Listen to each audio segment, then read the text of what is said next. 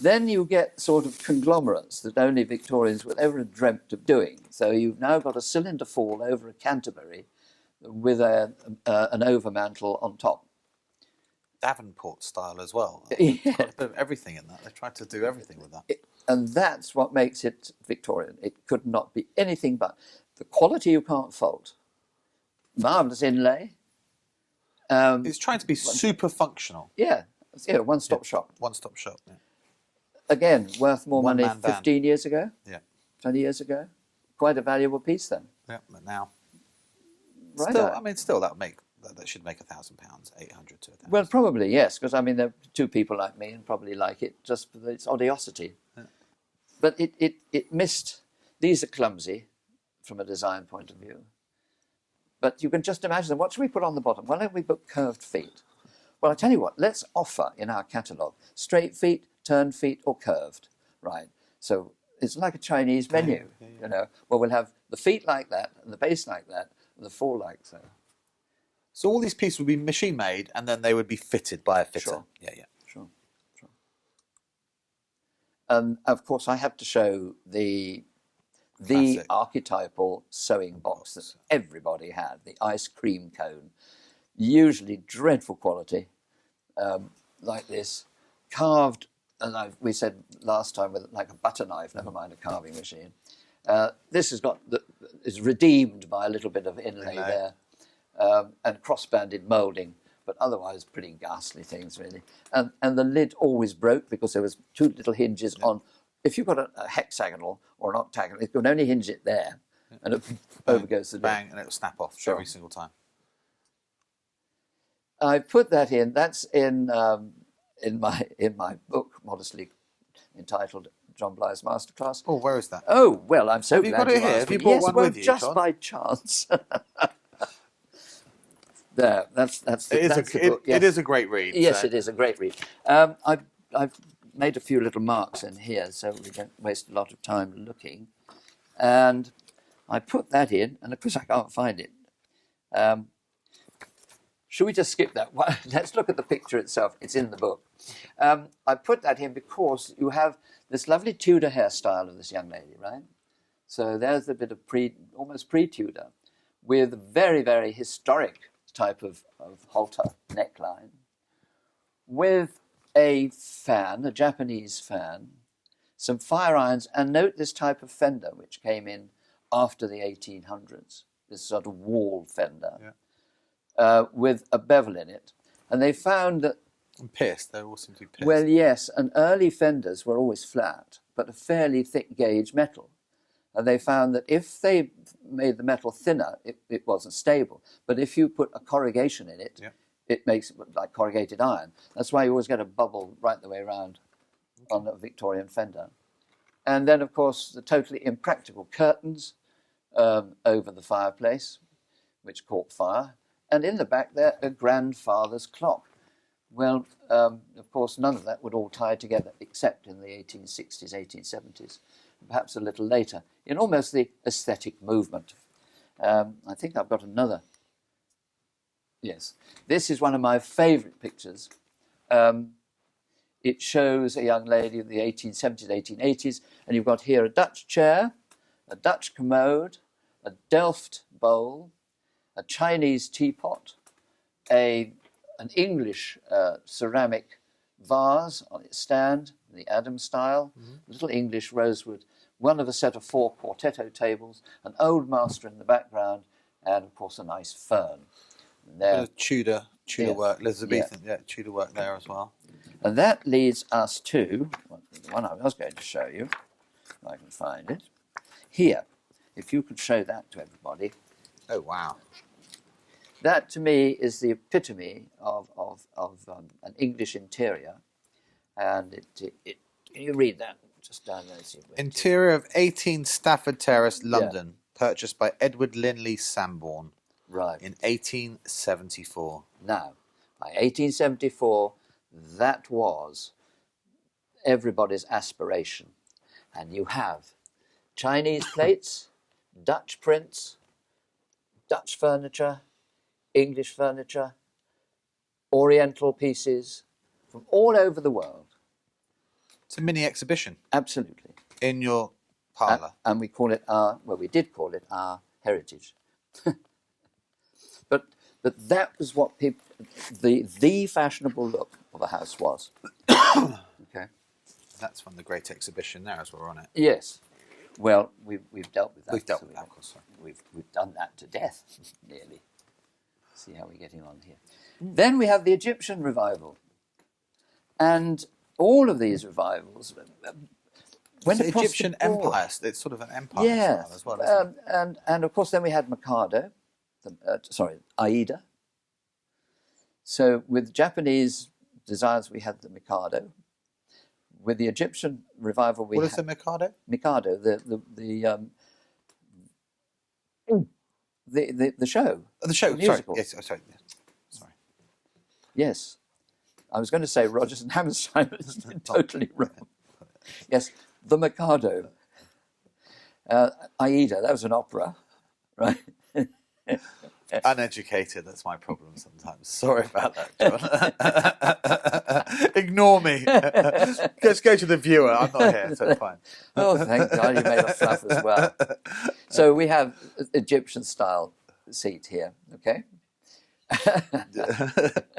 After the 1870s, when they opened up the Suez Canal. And then you find most of the Egyptian revival is in jewellery. Very strong jewellery movement, as you know, from the last 20 years of the 19th century.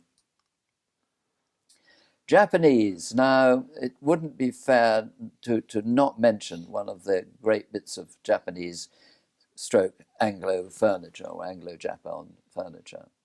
In 1874, just prior to the Great Exhibition at that time,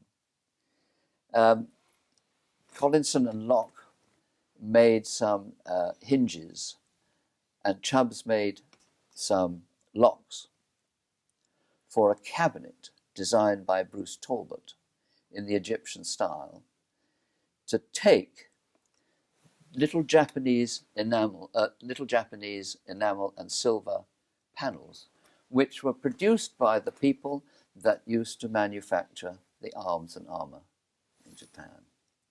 And this is from a cabinet. And you can see all, of course, Japanese scenes are emblematic. They all tell a story. They have humour. And they were set, we didn't fully understand, but we could appreciate.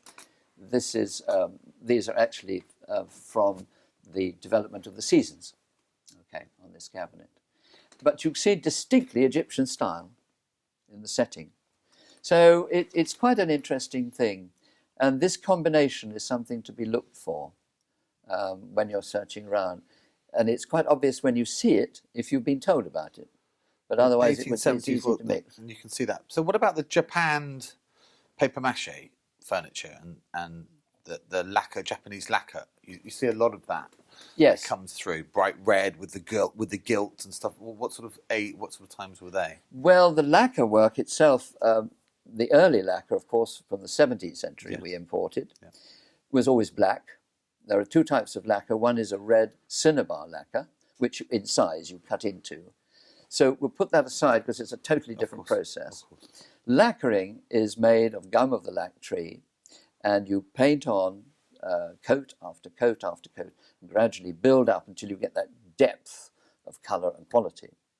But the gum itself has to be cured.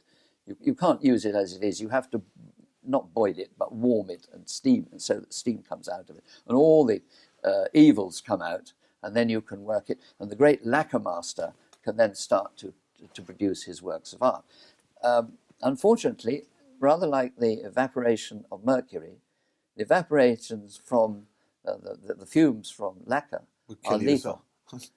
But only in the Orient would you have such devotion that people would actually line up to stir the lacquer, pass away, and somebody else will step up, simply for the honour of curing the lacquer. We couldn't do that. We didn't understand that. So we tried and we couldn't quite manufacture it. We didn't know how to do that. So in the late 17th century, the 1690s, two men called Stalker and Parker produced their own treatise on how to do it in England. The other thing we couldn't understand was that lacquer dries in the wet. It doesn't dry in the dry. So to dry lacquer, to harden it, you have to put it in a steam room. It didn't make any sense to us. So you put a bit of lacquer out in the sunshine. It was 6 months later, and it's still sticky. Yeah. Wow.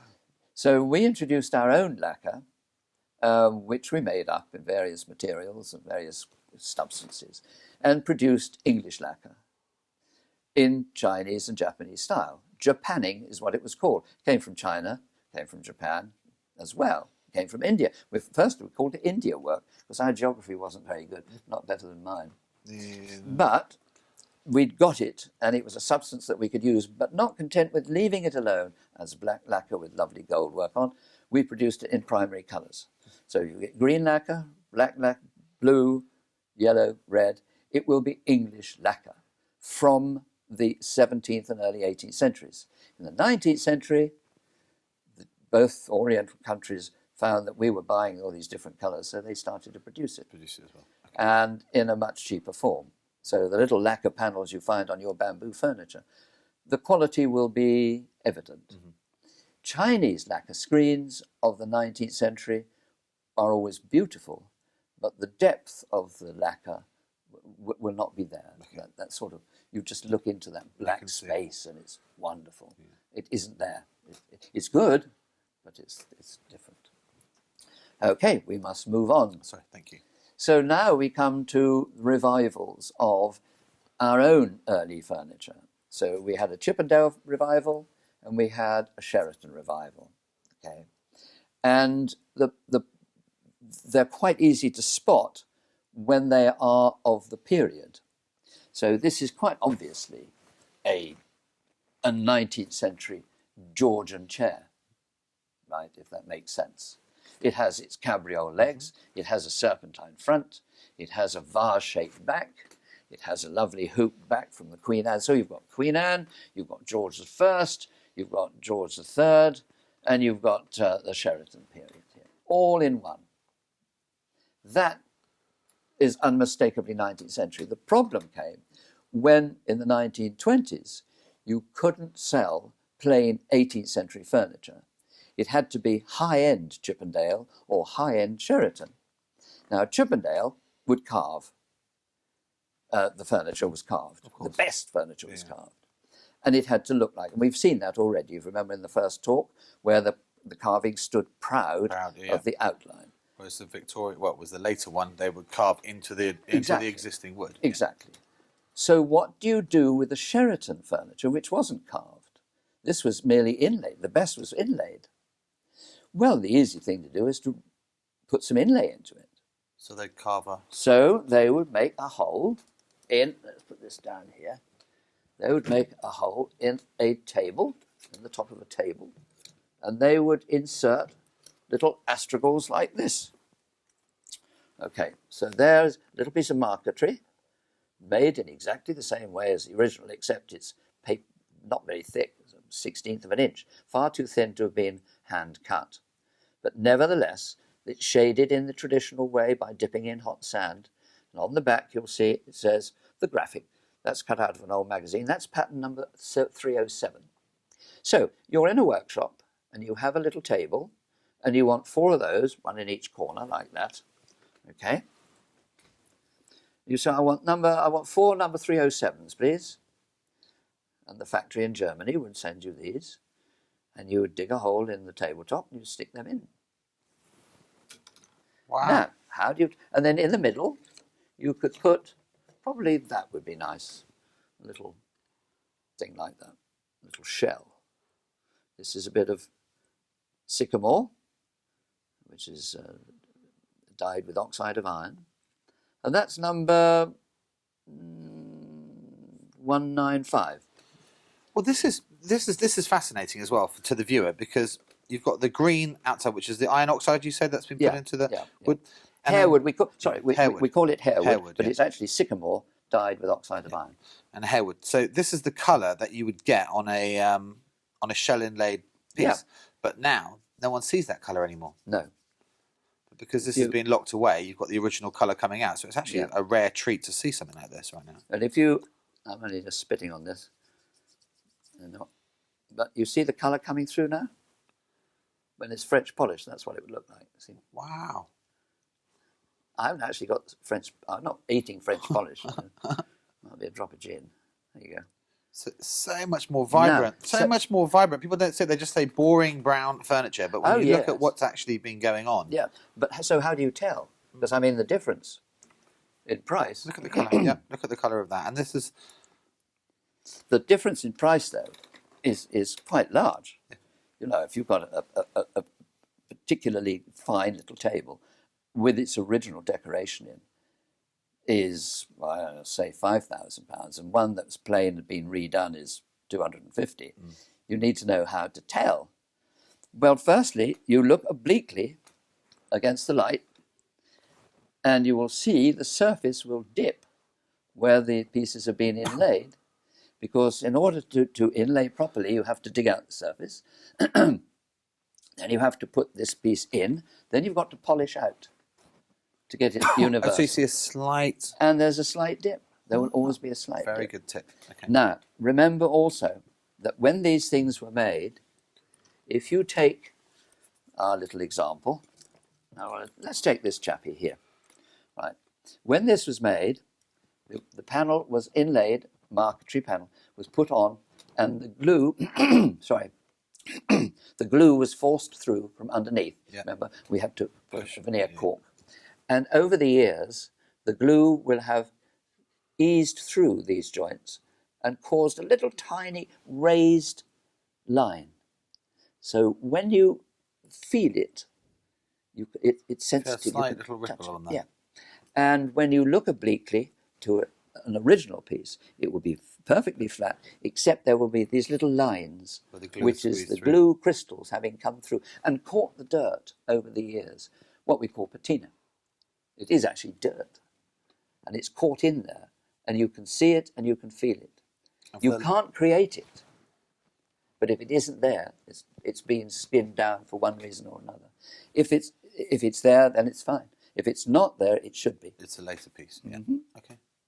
There you go. Fascinating. Well, yes, I think we've nearly spun out now. There's a bit of really nasty 19th century. That is horrible. Yes. Also, you'll find that when these pieces were inlaid, they were repolished. And to get a quick grain fill, rather than spending hours filling the grain, rubbing down, filling the grain, rubbing down, cutting back, in fact, like we do on a good car, right? Instead of that, they filled it with pea flour. And it was dyed with a colouring, which faded and left the white in the grain showing. So immediately you see that, you know it's been French polished or later polished around about 1920, 1890 to 1920.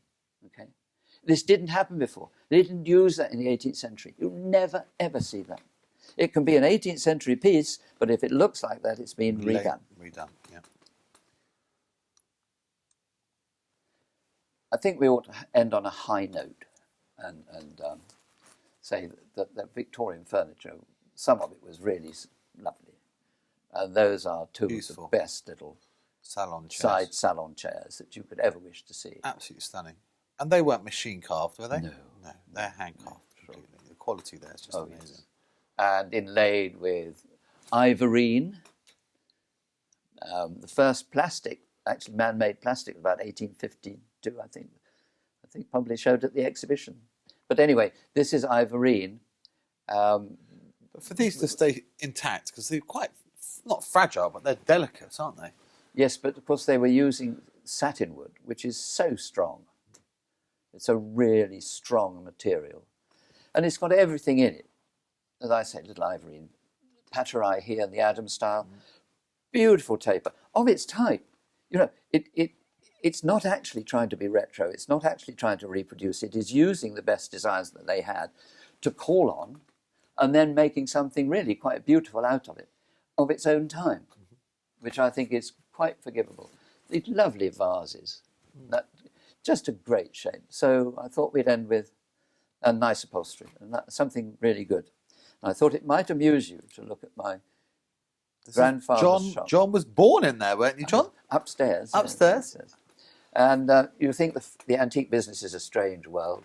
The little girl on the left is my father. Wow, really? Yes. Fantastic. That's because he wasn't breached at that age, you see. And what year was this, roughly? 1907. He was 3. Fantastic. That's my aunt. They are furniture bought and sold or exchanged. And he still does so today, ladies and gentlemen. So if you've got anything, get in touch with John. He'll either buy it or tell you how to sell it.